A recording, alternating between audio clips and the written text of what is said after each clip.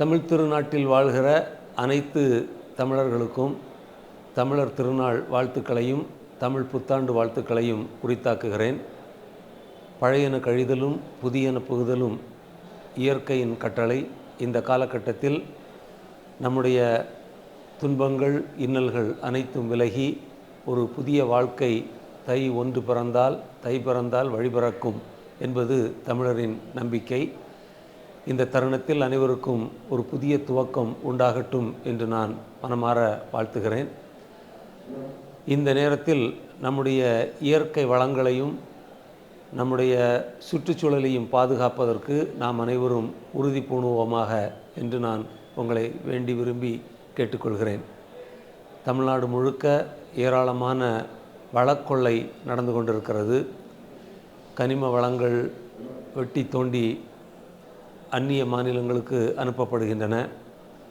ஆங்காங்கே கனிமங்கள் கிடைக்கின்றன என்று அவற்றை கார்ப்பரேட்டுகளுக்கு விற்று பணம் சம்பாதிப்பதற்கு அரசுகள் முயற்சி செய்து கொண்டிருக்கின்றன.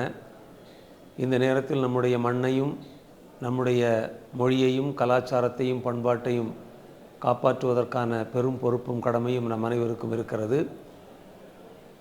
அது மட்டுமல்லாமல் வளர்ச்சி திட்டம் என்ற பெயரிலே பல்வேறு அழிவு திட்டங்கள் நம் மீது திணிக்கப்படுகின்றன.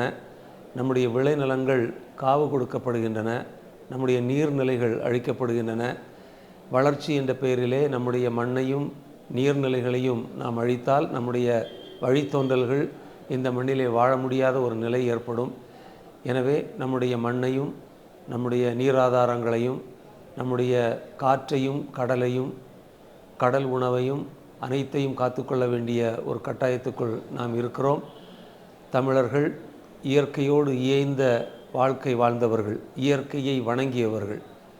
இந்த பொங்கல் திருநாளில் பொங்கலிட்டு மகிழும்போது நம்முடைய வளங்களை காத்து நம்முடைய வருங்காலமும் வருங்கால சந்ததிகளும் பொங்கலோ பொங்கல் என்று வாழ்வதற்கு வேண்டிய அனைத்தையும் செய்வோம் என்று வேண்டி விரும்பி கேட்டுக்கொள்கிறேன். நன்றி, வணக்கம்.